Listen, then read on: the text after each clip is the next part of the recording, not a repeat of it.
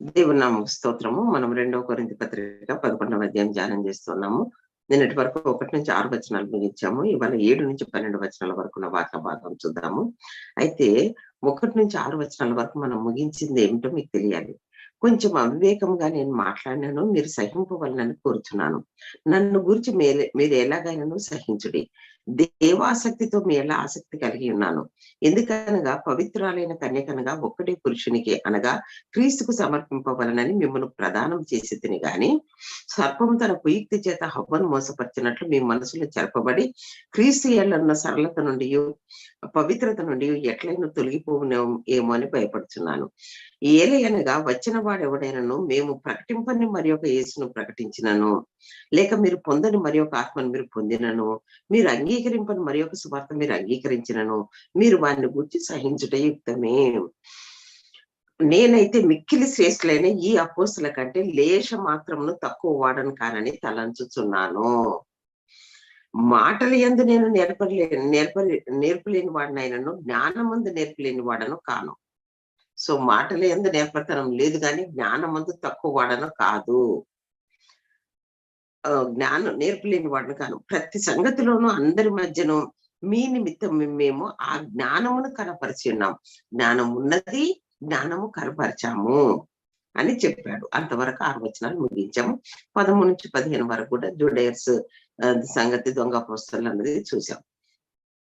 ఇవాళ 7-12 వరకు ఉన్నటువంటి వాక్య భాగం ఏంటి అని అంటే, మిమ్మల్ని హెచ్చింపవలనని మీకు దేవుని స్వార్థను ఉచితముగా ప్రకటించుతూ మిమ్మును హెచ్చింపవలనని, ఓ కొరింథీయులారా, మిమ్మల్ని హెచ్చింపవలనని మీకు దేవుని సువార్తను ఉచితముగా ప్రకటించచ్చు, ఫ్రీ ఆఫ్ కాస్ట్. నన్ను నేనే తగ్గించుకున్నందున పాపం చేస్తున్నా. పైసా తీసుకోకుండా ఉచితంగా సువార్త ప్రకటించి నేను మీకు లోకువైపోయానా? మీకు పరిచర్య చేయుటకై నేను ఇతర సంఘముల వల్ల జీతం పుచ్చుకొని వారి ధనం దొంగిలిన వాడనైతిని.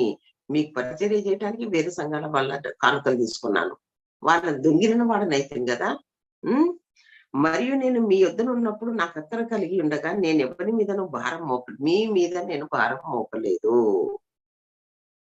మాసిదోనియా నుండి సహోదరులు వచ్చి నా అక్కర తీర్చిరి. ప్రతి విషయంలోనూ నేను మీకు భారముగా ఉండకుండా జాగ్రత్త పడితిని, ఇక ముందు కూడా జాగ్రత్త పడుతును.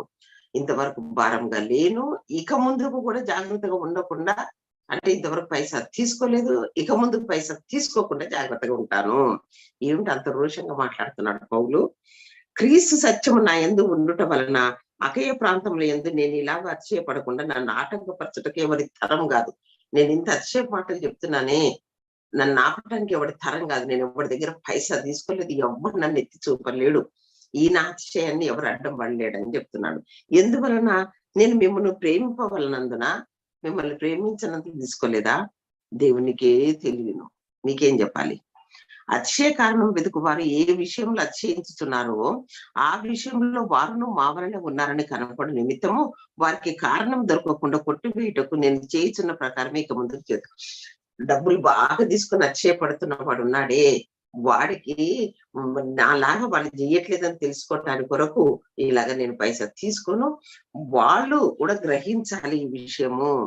వారికి నేను దొరకకుండా, ఎక్కడ కూడా నా మీద ఒక కంప్లైంట్ రాకుండా దొరకకున్నట్టుకు నేను చేసిన ఈ ప్రకారమే ముందుకు కూడా చేతున్నట్టే, ముందుకు కూడా నయా పైసా తీసుకొని మీ దగ్గర. ఇంత రోషం వస్తుంది ఎందుకంటే నేను కొంచెం అవివేకంగా మాట్లాడుతున్నాను, స్టార్టింగ్ లోనే చెప్పాడు. ఇది మీకు కొంచెం అవివేకంగా కూడా కనపడవచ్చు అన్న విషయం చెప్తున్నాడు. సో ఈ వాక్య భాగాన్ని మనం ఇవాళ చూద్దాము. So his generosity to the church, ఆయన ఔదార్యం, ఎంత ఔదార్యం అంటే ఒక్క పైసా తీసుకోకుండా వాళ్ళకు అన్నాళ్ళు పరిచర్య చేశాడు. 1 సంవత్సరము 6 నెలలు 18 నెలలు ఒక్క పైసా తీసుకోకుండా పరిచర్య చేశాడు. A loving parent provides for the needs of the family and Paul sacrifice that he might minister to the church at Corinth. అయితే బాధ్యత కలిగి ప్రేమ కలిగిన తల్లిదండ్రులు ఏం చేస్తారంటే, ఫ్యామిలీకి కావాల్సిందంతా ఆ తండ్రి ఆ ఫ్యామిలీకి కావలసిందంతా తనే కష్టపడి తెచ్చి సమకూరుస్తాడు. అలాగున పౌలు కూడా తను త్యాగం చేసి తానే కష్టపడి కోరింత అవసరతలన్నీ తీర్చుకున్నాడే కానీ వాళ్ళ మీద భారం మోపలేదు. While Paul was there, he labored with his own hands as a tent maker. తన చేతులతో కష్టపడి టెంట్ మేకర్ గా సంపాదించుకున్నాడు అని ఉంది. నేను అనుకున్నాను కదా, ఈ ఎఫ్ఎస్సీలకు చెప్పేటప్పుడు అన్నాడు, ఈ నా చేతులే కష్టపడి పని చేసినవి అని అన్నాడు. మరి కోరింథీ సంగతి ఏంటి అనుకుంటే ఇక్కడ లేదు, కోరింథీ పత్రికలలో లేదు. మనకు అపోస్తల కార్యం 18వ అధ్యాయంలో అకుల ప్రిస్కిలతో కలిసి టెంట్లు కుట్టుకుంటూ పరిచర్య చేసేది మనకు అపోస్తల కార్యం 18వ అధ్యాయంలో. ఆయన కొరింథీకి వెళ్ళినప్పుడు అకుల ప్రిస్కిల అని ఉన్నారు, వారితో కలిసి టెంట్లు కుట్టుకుంటూ పని చేస్తూ సంఘానికి పరిచర్య చేశాడు. అందుకు చూడండి, యూదులందరూ రోమా విడిచి వెళ్ళిపోవాలని క్లౌదీ చక్రవర్తి ఆజ్ఞాపించినందున వారు ఇటలీ నుండి కొత్తగా వచ్చిన వారు అకుల ప్రిస్కిల. వారు వృత్తికి డేరాలు కుట్టువారు. పౌలు అదే వృత్తి గలవాడు గనక వారితో కాపురం ఉండెను. వారు కలిసి పని చేయిచుండిరి, డేరాలు కుట్టుచుండిరి. అతడు ప్రతి విశ్రాంతి దినమున సమాజ మందిరంలో తర్కించుతూ యూదులను గ్రీసు దేశాలను ఒప్పిస్తూ వచ్చాడు. సో మొత్తం మీద తన చేతులతో పని చేసుకొని కొరింథీలో కూడా అదే పని. అయితే అండ్ టెంట్ మేకర్ అపోస్తల కార్యం 18వ అధ్యాయం 1-3 వచనాలు. And even received gifts from other churches so that he might evangelize Corinth. వేరే చర్చెస్ వాళ్ళు డబ్బులు ఎక్కువగా మాసిదోనియా వాళ్ళు కానుకలు పంపించారు. పంపిస్తే మాటి మాటికి వచ్చి ఇచ్చారు వాళ్ళు. ఇస్తా ఉంటుంటే పౌలు నువ్వు టెంట్లు కుట్టుకుంటూ పరిచర్యను అంటే టైం ఎక్కువ సరిపోదు, మేము కానుకలు పంపుతాము, అవి ఖర్చులకు వాడుకొని నువ్వు కొరింథీలో బాగా వాక్యం చెప్పు అని. అసలు మాసిదోనియా వాళ్ళది ఎంత మంచి మనసు అండి. ఏమన్నా మా చర్చ ఆ చర్చలు పెట్టుకోవాలి, మాకేం పట్టింది మేము పంపటానికి అని అంటారు సాధారణంగా. మాసిదోనియా వాళ్ళు అది కాదు, నువ్వు ఎక్కడన్నా వాక్యం చెప్పు పౌలు, నువ్వు టెంట్లు కుట్టే పని ఆపు, మేము డబ్బులు పంపుతాము, నువ్వు టెంట్లు కుట్టే టైంలో వాక్యం చెప్తూ ఉండు, టైం వేస్ట్ అయిపోద్ది అన్నంత మంచి మనసు, గొప్ప మనసు ఉన్న వాళ్ళు మాసిదోనియా వాళ్ళు. And even received gifts from other churches so that he might evangelize Corinth. In other words, it had cost the Corinthians nothing to benefit from the apostolic ministry of this great man of God. ఇంత గొప్ప దైవ సేవకుడి దగ్గర నుంచి పరిచర్య పొందుతానికి నయా పైస ఖర్చు పెట్టకుండా పుక్కళ్ళ పరిచర్య చేయించుకుంది కొరింథీ చర్చ్. అది. Did the Corinthians appreciate the sacrifices that Paul made for them? సరే, ఇంత త్యాగం చేసినందుకు కనీసం అప్రిషియేట్ అనే చేశారా? అది లేదు. No, most of them did not. చాలా మంది చేయలేదు, ఏదో కొద్ది మందికి ఆ కృతజ్ఞత ఉంటది. In fact the Judaizers even used Paul's financial policy as proof that he was not a true apostle. ఇంకా దీన్ని ఆసరాగా తీసుకొని నేరం మోపటానికి వాళ్ళకి ఛాన్స్ దొరికింది జుడేయర్స్ కి. ఏమంటారు, అసలు పౌలు ఎందుకు డబ్బులు తీసుకోవడం అనుకుంటున్నారు? సేవ చేస్తే కదా డబ్బులు తీసుకోవటానికి. మేము చూడు ఎంత సేవ చేస్తాం, అందుకే మేము డబ్బులు తీసుకుంటాం. ఆయన సేవ చేస్తే కదా, అపోస్తలుడు అయితే కదా, అందుకే ఎట్లా తీసుకుంటారు డబ్బులు, అందుకే తీసుకో డబ్బులు. దాన్ని కూడా వాళ్ళు ఇలాగ నేరం కిందనే పెట్టారు. అయితే after all if he were a true apostle he would accept financial support. నిజంగా అపోస్తలుడు అయితే తీసుకునేవాడు డబ్బులు. ఈ డబ్బులు తీసుకుపోవటంలోనే మీకు అర్థమై ఉండాలి ఆయన నిజమైన అపోస్తలుడు కాదు. అట్ట కూడా చెప్తున్నారు చూడండి వాళ్ళు. Paul had already explained his policy in a previous letter, 1 Corinthians 9th. అయితే పౌలు ఈ పాలసీ గురించి, డబ్బులు తీసుకోవటము, ఈ కానుకల గురించి 1 కొరింథీ పత్రికలోనే చెప్పాడు. ఏమని చెప్పాడు అని అంటే 9వ అధ్యాయంలో తాను తీసుకోవటం మొదలు పెడితే తనకు అధికారం ఉన్నా తను వాడట్లేదు. 9వ అధ్యాయం ఫుల్ గా చూడాలి. చూస్తే ఏమంటారంటే, నన్ను విమర్శించే వారికి నేను చెప్పు సమాధానం ఏదనగా, తినుటకు త్రాగుటకు మాకు అధికారం లేదా? తక్కిన అపోస్తల వలన, ప్రభు యొక్క సహోదరుల వలన, కేఫా వలన, విశ్వాసుల భార్యను పెట్టుకొని తిరుగుటకు మాకు అధికారం లేదా? మేము కూడా పెళ్లి చేసుకోవచ్చు కదా, మేము కూడా ఫ్యామిలీతో హ్యాపీగా ఉండొచ్చు కదా, ఉండిచ్చి పరిచయం చేయొచ్చు కదా. మాకు పెళ్లి చేసుకునే అధికారం లేదా? ఫ్యామిలీతో తిరిగే అధికారం మాకు లేదా? నాకు బర్నబాకు మాకే లేదా? వాళ్ళందరికీ ఉంది. కానీ మరియు పని చేయకుండాటకు నేను బర్నబా మాత్రమే అధికారం లేని వారమా? మేము మా పనులు చేసుకుంటూ ఆ బర్నబా నేను సొంత ఖర్చులతో పనిచేస్తున్నాము, వాళ్ళేమో పరిచర్యలో పాల్గొంటున్నారు. ఎవడైనా తన సొంత ఖర్చు పెట్టుకుని దండులో కొలువు చేయనా? ద్రాక్ష తోట వేసి దాని ఫలం తినని వాడెవడు? మందను కాచి దాని మందపాలు త్రాగని వాడెవడు? ఈ మాటలు లోకాచారం బట్టి చెప్తున్నానా, ధర్మశాస్త్రం కూడా వీటిని చెప్తున్నది కదా. కళ్ళం త్రొక్కుతున్న ఎద్దు మూతికి చిక్కం పెట్టవద్దని మోషే ధర్మశాస్త్రంలో వ్రాయబడి ఉన్నది కదా. దేవుడు ఎడ్ల కొరకు విచారించుతున్నాడా, కేవలము మన కొరకు గదా దీన్ని చెప్తున్నాడు. అంటే అక్కడ ఏంటి అంటే, కష్టపడు వాడు డబ్బులకు అర్హుడు, వాడు తీసుకోవాలి, వాడు కష్టపడుతున్నాడు, కానీ నేను మాత్రం తీసుకోను. అది ఆయన పాలసీ. అది 9లో మనకు చాలా క్లియర్ గా చెప్పాడు, 1 కొరింథీ 9వ అధ్యాయంలో. అయితే he had pointed out that he was a true apostle because he had seen the risen Christ and had been commissioned by him. ఆయన నిజమైన అపోస్తలుడు. వీళ్ళు దొంగ అపోస్తలుడు అంటున్నారు నన్ను. నేను నిజమైన నేను క్రీస్తును చూచాను, క్రీస్తు చేత పంపబడ్డవాడని నేను. అది నేను రియల్ అపోస్తలును నేను. Paul had the right to ask for financial support just as God's faithful servants do today. ఈ దినమున కష్టపడి పనిచేసే వాళ్ళు అర్హులుగా వాళ్ళు కానుకని తీసుకుంటున్నారు. అలాగా నాకు కూడా అర్హత ఉన్నది, నేను కూడా కష్టపడుతున్నాను, ఫైనాన్షియల్ సపోర్ట్ తీసుకునే అర్హత నాకు ఉన్నది. కానీ but he had deliberately given up that right so that nobody could accuse him of using the apostle simply as a means of making money. Using the gospel simply as a means of making money. కానీ కొంతమంది గ్రహింపు లేని వారు, జ్ఞానం లేని వారు, అవగాహన లేని వారు ఈ సువార్త చెప్పేది ఒక పెద్ద బిజినెస్ అయిపోయిందిలేండి ఈ రోజుల్లో. 4 మాటలు చెప్పాలా, కానుకలు తీసుకోవాలి అన్న మాట వస్తుంది అని నేను తీసుకోవట్లేదు. He gave up his financial rights for the gospel's sake and for the sake of lost sinners who might stumble over anything that gave the impression of being religious business. కొంత సువార్త సేవ కొరకు నేను తీసుకోవట్లేదు.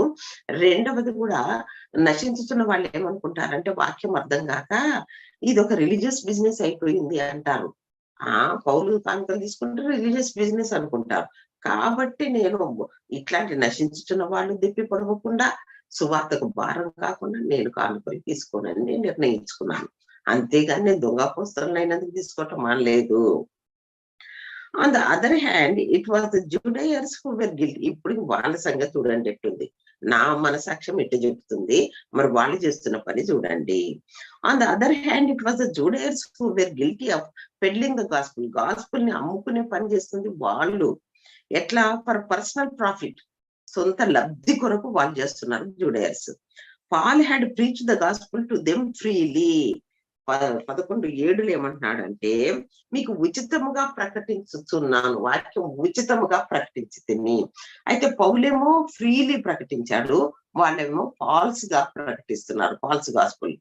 పౌలుదేమో ఫ్రీ గాస్పుల్, వాళ్ళదేమో false gospel. Literally without charge, for nothing, ఊరికే ఉచితంగా కొత్తగానే వారికి వాక్యం చెప్పాడు. False gospel. పౌలుదేమో free gospel, but the false teachers were preaching a false gospel. ఇది ఫ్రీ గాస్పుల్, అది ఫాల్స్ గాస్పుల్ వాళ్ళది. అండ్ రాబింగ్ ద చర్చిని దోసుకుంటున్నారు, మింగి వేస్తున్నారు. చెప్పాలంటే 20వ వచనంలో, ఒకడు మిమ్మల్ని దాస్యమునకు లోపరిచినను, ఒకడు మిమ్మల్ని మృంగి వేసినను, ఒకడు మిమ్మల్ని వశపరుచుకున్నాను, ఒకడు తను గొప్ప చేసుకున్నాను, ఒకడు ముఖం మీద మేము కొట్టినను మీరు సహిస్తున్నారు. అదుడేర్ చేసిందంతా. సో వాళ్ళు మింగుతున్నారు మిమ్మల్ని, అయినా వాళ్ళే మీకు బాగున్నారు. తర్వాత Paul used a bit of irony in 2 Corinthians 11:8. Yes, I have been a robber. I robbed other churches, so I would not have to rob you. And how the Judaizers were really robbing them. ఇక్కడ ఏమంటాడంటే, మీకు పరిచర్య చేయటకే 8వ వచనంలో, నేను ఇతర సంఘముల వల్ల జీతం పుచ్చుకొని వారి ధనమును దొంగిలిన వాడనైతిని. ఇక్కడ ఒక వెటకారంగా మాట్లాడుతున్నాడు. ఏమిటి అంటున్నాడు, నేను ఆల్రెడీ వాళ్ళ దగ్గర దొంగతనం చేశాను, వేరే సంఘాలు దొంగతనం చేసి మీకు సువార్త చెప్పాను, ఇక మిమ్మల్ని దోచుకోవటం ఎందుకు, నేను మిమ్మల్ని దోచుకున్నాడు ఒకడు ఉన్నాడు కదా అంటే ఇండైరెక్ట్ గా వాడిని దొంగలు అంటున్నాడు. ఇంకా మళ్ళీ కొరింథీని ఏం దోసుకోను, వేరే సంఘాలు దోసుకొని మీకు వాక్యం చెప్తున్నాను, దొంగతనం చేసి దొంగిలి. ఇక మిమ్మల్ని రాబ్ చేయటం ఏంటి, మిమ్మల్ని దోసుకుని వాడు ఆల్రెడీ వచ్చున్నాడు కదా, మళ్ళీ వాడిని దోసుకొని వాడిని దొంగిలిని మీ సంఘం నుంచి, నాకొద్దు మీ సంఘంలో నుంచి డబ్బులు అని వాళ్లకు వెటకారంగా అంటున్నాడు. Actually Judaizers were really robbing them. వాళ్ళని దోసుకుంటున్నారు, మింగుతున్నారు వాళ్ళని. A loving father does not lay his burdens and his children. ప్రేమించు తండ్రి తన భారం బిడ్డల మీద పెట్టాడు. Instead he sacrifices so that the children might have what they need. దానికి బదులుగా తాను కష్టపడి భారం వహించి త్యాగం చేసి పిల్లల అవసరతలన్నీ తీరుస్తాడు నిజమైన తండ్రి. అయితే it is a difficult thing to teach children the difference between price and values. So పిల్లలకు మనం తెచ్చిచ్చే వాటి ప్రైజ్ ఏంటి, వాటి ధర ఏంటి, దాటి విలువ ఏంటి చెప్పటం కష్టము. ఆ డిఫరెన్స్ చెప్పటం, ఎంత కష్టపడితే ఇది వచ్చింది అన్నది వాళ్ళకి చెప్పటం మనకు చాలా కష్టమే. Children seem to have no idea what it means for parents to go to work and earn the money that provides what the family needs. పిల్లలకు తండ్రి ఎంత కష్టపడుతున్నాడు, ఎంత ఖర్చు పెట్టి డబ్బులు తెస్తున్నాడు, ఇంట్లో వాళ్ళ అవసరతలు ఎట్లా తీరుస్తున్నాడు, అది పిల్లలకు అర్థం కాదు. Then one of my nephews, pastor గారు వాళ్ళ నెవ్యూ ఒక చిన్నోడు ఏం చేశాడంటే అబ్బలే మాట అన్నాడు. వాడు ఏమన్నాడంటే, one of my nephews was a very young. He heard his parent discussing the purchase of some major appliances and he could not understand why they did not just go out and buy it. తల్లి తండ్రి ఇద్దరు కూర్చొని ఇంట్లో ఒక పెద్ద appliances కొనాలనుకున్నాను. మరి అప్పట్లో ఏ ఫ్రిడ్జో లేకపోతే టీవీయో ఏదో కొట్టి కొనాలనుకున్నా. చాలాసేపు తల్లి తండ్రి డిస్కస్ చేస్తా ఉన్నారట. ఈ చిన్నోడు గమనిస్తూ ఉన్నాడట. ఏంటి వీళ్ళు ఇంతసేపు డిస్కస్ చేస్తారేంటి, వెళ్ళి టక్కిమని వెళ్ళి కొనుక్కురాక, why don't you just write one of this pieces of papers, he asked pointing to father's cheque book. He did not understand that there was to be money in the bank to back up what you write on those pieces of paper. ఇక చిన్నోడు కదా, వాడికి అర్థం కాక, ఏంటి mummy daddy ఇంతసేపు discuss చేస్తారు మీరు డబ్బుల గురించి ఇది అదని. ఆ చెక్ బుక్ ఉందంట టేబుల్ మీద, ఈ పీస్ ఆఫ్ పేపర్ మీద రాసిపోయి తెచ్చుకోవచ్చు కదా, అంటే చెక్ బుక్ ఒకటి రాసి పేపర్ ఒకటి రాసి ఇచ్చి తెచ్చుకోవచ్చు కదా, ఏంటి ఇంతసేపు డిస్కస్ చేస్తారు మీరు అన్నాడట. వాడికి తెలియదు చెక్ బుక్ చెక్ పేపర్ మీద పోలియో మీద రాస్తే డబ్బులు ఉండాలి అన్నది వాడికి తెలియదు. అట్లాగనే తండ్రి పడుతున్న కష్టము పిల్లలకు అర్థం కాదు. ఇక్కడ కోరింతి వాళ్ళకు కూడా వాళ్ళ కన్న తండ్రి పౌలు పడుతున్న కష్టము కోరింతీలకు అర్థం కావట్లేదు. Paul did not bring up this matter of money in order to boast about himself. ఈ డబ్బుల సంగతి ఇప్పుడు ఎందుకు ఎత్తుతున్నాడు పౌలు, తన గొప్ప చెప్పుకోవటానికి కొరక కాదు. Rather he was using every means possible to silence the boasting of the Judaizers. ఆ గొప్పలు చెప్పుకుంటున్న జూడయర్స్ నోరు మూపించటానికి కొరకు చెప్తున్నాడు, ఈ సంగతి బయట పెడుతున్నాడు. Paul knew that not a single person could accuse him of covetousness of selfishness. తాను ఏది దురాశతో తీసుకోడని, తనలో స్వార్థం లేదని పౌలు ప్రూవ్ చేస్తున్నాడు. ఎట్లాగా? Paul knew that not a single person కూడా, ఒక్కరు కూడా. అందుకనే అపోస్తలుల కార్యం 20వ అధ్యాయంలో ఎఫెసీ సంఘ పెద్దల్ని పిలిచి వారికి చెప్పేటప్పుడు ఏమన్నాడు అని అంటే, 33 నుంచి 35 వరకు చూస్తే 20వ అధ్యాయంలో అపోస్తలుల కార్యము 20వ అధ్యాయము 33 నుంచి 35 వరకు ఎఫెసీ సంఘ పెద్దల్ని పిలిచి వాళ్ళ పేర్వల్ అడ్రస్ ఇచ్చేటప్పుడు ఏం చెప్తున్నాడంటే, ఎవని వెండినైనను బంగారంనైనా వస్త్రంలైనా నేను ఆశింపలేదు, కవచస్నెస్ లేదు నాకు. వెండిని బంగారాన్ని వస్త్రాలను ఏది కూడా నేను ఆశింపను లేదు. నా అవసరముల నిమిత్తమును నాతో ఉన్న వారి నిమిత్తమును. అంటే ఎఫెసీలో 3 సంవత్సరాలు బైబిల్ స్టడీ, అది రెసిడెన్షియల్ స్కూలు. చుట్టుపక్కల నుంచి వచ్చిన 7 సంఘాల వాళ్ళు వచ్చి అక్కడ ఉండి వాళ్ళు వాక్యం వింటుంటే వారి భోజనం నిమిత్తము 3 years. మరి ఎంతమంది వచ్చారో ఆ స్కూల్కి తెలియదు. ఆయన చేతులే కష్టపడి పనిచేసేట. తనకొక్కనికి అయితే ఏదో ఒక డెరా గుడితే ఒక 2 రోజులు వస్తుంది భోజనం. అట్ట కాదు, నా అవసరముల నిమిత్తమును నాతో ఉన్న వారి నిమిత్తమును ఈ నా చేతులని ఆయన చేతులు చూపించి, ఈ నా చేతులే కష్టపడి పనిచేసినవని మీకు తెలియను. మీరును అలాగ ప్రయాసపడి బలహీనలను సంరక్షింపవల్లని, పుచ్చుకుంట కంటే ఇచ్చుట ధన్యమని ప్రభు యేసు చెప్పిన మాట జ్ఞాపకం చేసుకున్న వాళ్ళని మీకు మాదిరించాను అన్నాడు. సో పౌలుకు ఎంత కష్టపడి ఉంటాడంటే, తన భోజనము తన ఖర్చులే కాదు, తన యుద్ధకు వచ్చి వాక్యం వింటున్న వారందరి అవసరతముల నిమిత్తం ఆయన చేతులే కష్టపడి పనిచేశాయట. అయితే పాల్ ఎవరి దగ్గర ఏం తీసుకోవటం కాదు. Paul's testimony to the Ephesian church అలాగే చెప్పాడు. His hands were clean. Hands clean ఉన్నాయి, ఏ దోషము లేదు అందులో. He wanted to cut off any opportunity for his enemies to accuse him. శత్రువు వేలెత్తి చూపించకుండా ఉండు నిమిత్తము అవకాశమే ఇవ్వలేదు ఎవరికి. The word chargeable in 2 Corinthians 11:9 is a worth considering in a special way.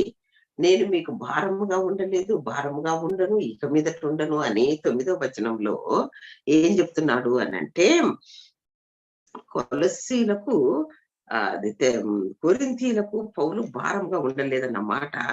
నేను మీ యొద్ద ఉన్నప్పుడు నాకు అక్కర కలిగి ఉండగా నేను ఎవరి మీద భారము మోపలేదు. నంబర్ 1. మాసిదోనియా నుండి సహోదరులు వచ్చి నా అక్కర తీర్చిరి, ప్రతి విషయంలోనూ నేను మీకు భారముగా ఉండకుండా జాగ్రత్త పడితిని. నేను భారముగా లేను, ఉండకుండా జాగ్రత్త పడితిని, ఇక మీదట కూడా మీకు భారంగా ఉండను. అంటే ఏమిటి ఈ భారము? చార్జబుల్ అన్నమాట. అంటే it's worth considering in a special వే. అయితే 2 కొరింథీ 12వ అధ్యాయము 13 నుంచి 14 వరకు చూస్తే, నేను మీకు భారముగా ఉండకపోతున్న విషయంలో తప్ప మరి ఏ విషయంలో మీరు ఇతర సంఘంలో కంటే తక్కువ వారైతివి.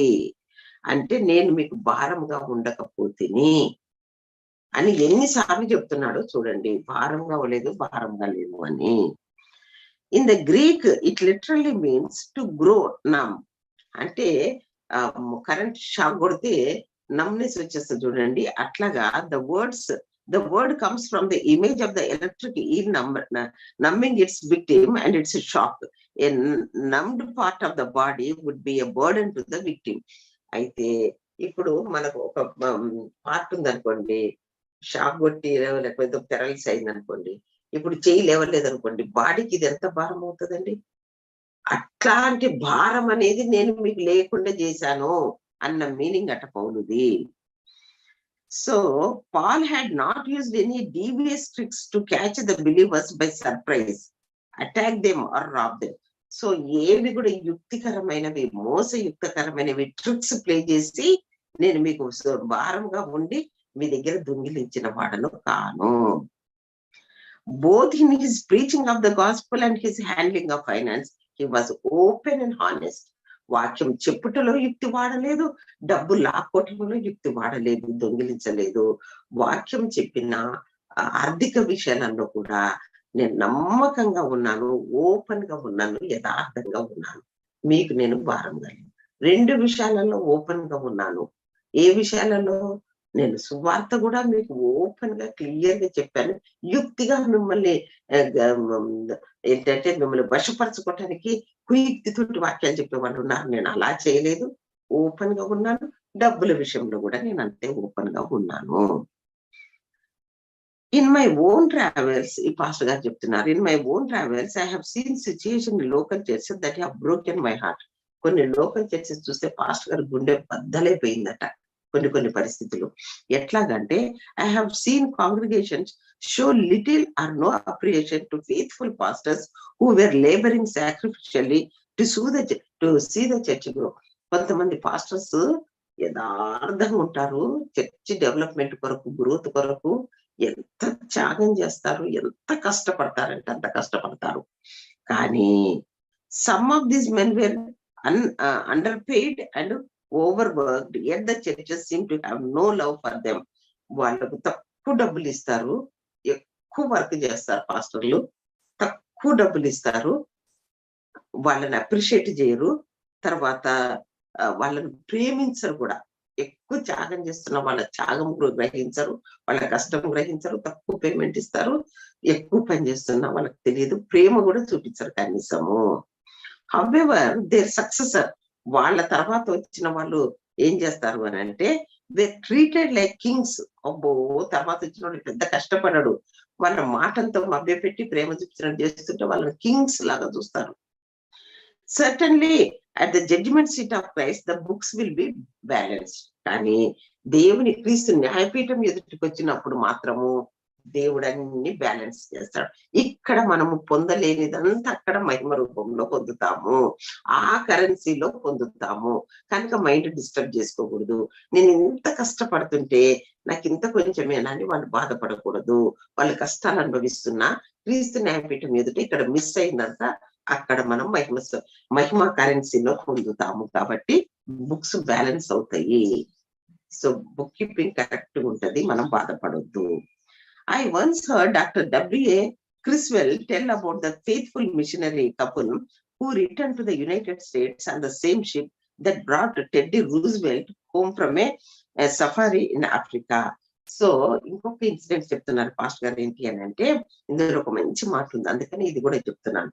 ఏంటి అని అంటే, డాక్టర్ డబ్ల్యూ క్రిస్వెల్ ఒక ఫెయిత్ఫుల్ మిషనరీ భార్యతో ఆయన ఆఫ్రికా నుంచి వచ్చాడంట. అతను వస్తుంటే అదే షిప్ లో రూజ్వెల్ట్ కూడా వస్తున్నాడట. అయితే many reporters and photographers were on the dock.